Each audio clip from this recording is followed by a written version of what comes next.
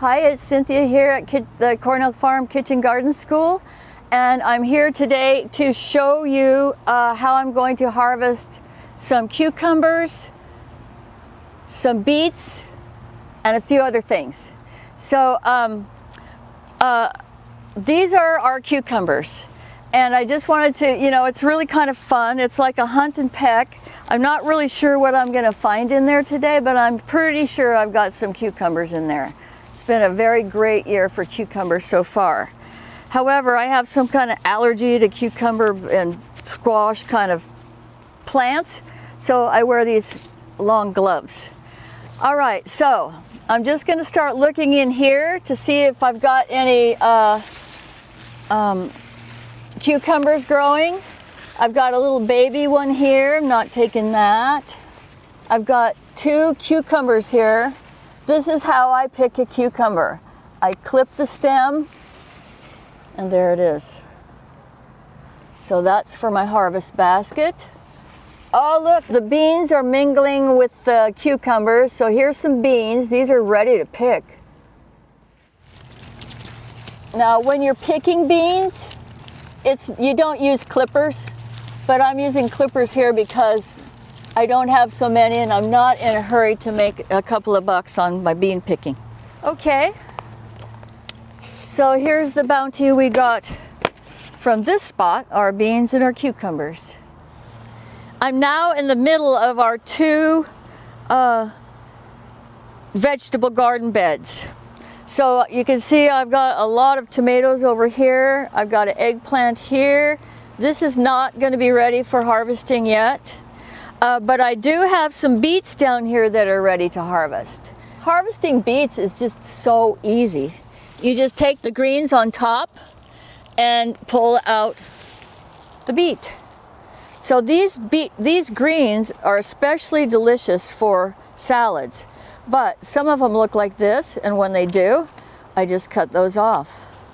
And then I'll take it into the kitchen and rinse it, and then I'll probably make a pot of soup out of these beets. So I'm going to pick another couple of beets because they're ready. This is a good size. If it's any bigger than this, it might get a little bit hard. So here you see this beet is the bigger one. It's been in the sun more than these other 2. So this one got less sun, this one got medium sun, and this one got a lot of sun. So that's how that goes. But these all look really good for eating. I have some celery here that's ready to go that I can use in my soup. So I just absolutely love celery, and I love to grow celery. Isn't that gorgeous? So it's not really huge, but it is very delicious. So you go down to the bottom of the plant and clip it like you would, parsley.